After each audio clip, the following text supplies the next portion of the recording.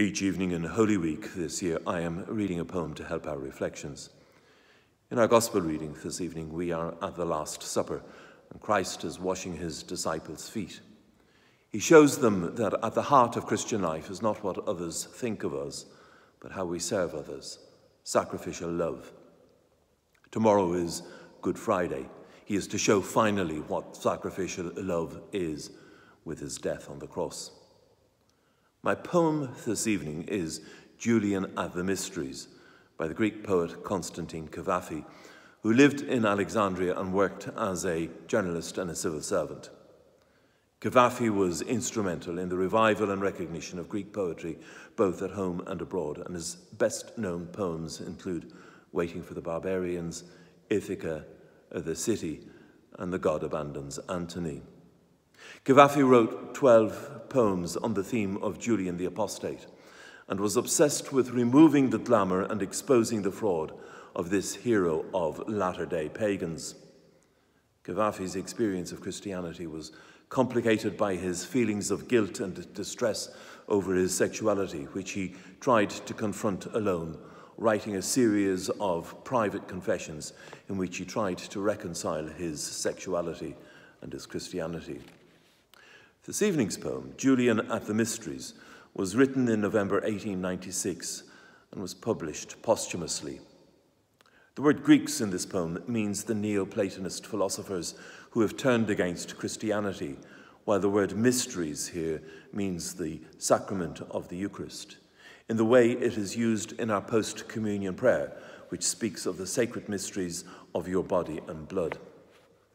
The story of Julian making the sign of the cross when he encountered demons in an underground cavern was first recounted by St. Gregory of Nazianzus, whose original text was familiar to Cavafy. The cross is a recurrent motif in Cavafy's Julian poems.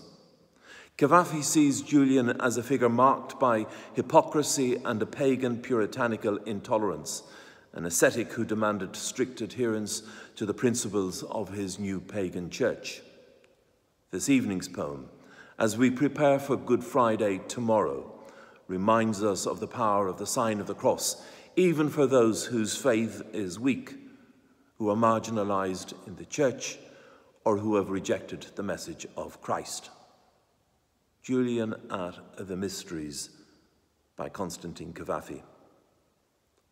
But when he found himself in darkness, in the earth's dreadful depths, accompanied by unholy Greeks, and bodiless figures appeared before him with halos and bright lights, the young Julian momentarily lost his nerve. An impulse from his pious years came back, and he crossed himself. The figures vanished at once. The halos faded away. The lights went out. The Greeks exchanged glances. The young man said, "Did you see the miracle? Dear companions, I'm frightened, friends. I want to leave. Didn't you see how the demons vanished the second they saw me make the holy sign of the cross?" The Greeks chuckled scornfully.